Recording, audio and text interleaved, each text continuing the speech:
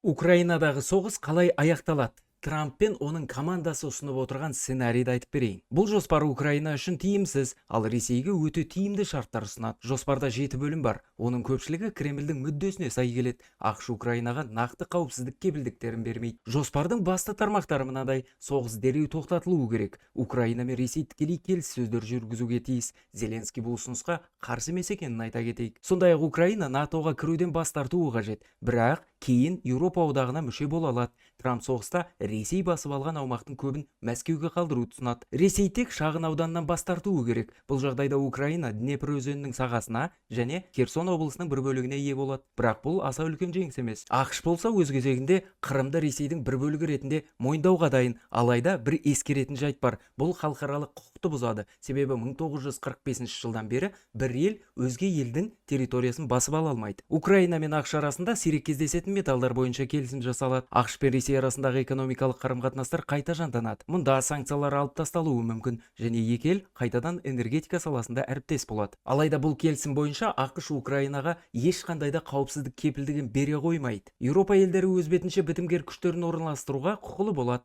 бірақ бұл да нақты қорғаныс емес. Ал қазір Ресей әскері бақылап отырған Запорожье атом электр станциясы ақш бақылауына өтеді. Жоспардың келесі қадамдарында мынадай мәтін бар. ақштың арнайы өкілі Кит Келлог Украинадан келісім алуға тырысады. Одан кейін оның әріптесі Стив Уитков Мәскеуге барып бұл жоспарды Путинге ұсынады. Алайда украиналық шенеуніктер бұл жоспардың қазіргі нұсқасы мақұлданбайды деп санайды. The Telegraph газетінің жазуынша бұл құжат екі тараптың да көңілінен толық шықпай отыр. Путин де бұл жоспарға қарсы шығуы мүмкін, себебі онда Украина армиясын әлсірету, яғни демилитаризация жайлы ештеңе айтылмаған. Әзірше Трамп жоспары осындай. Осы жаңалықтарды қалдырмай біліп жүргіңіз келсе, Ақылтай News Telegram арнасына жазылуға шақырамын.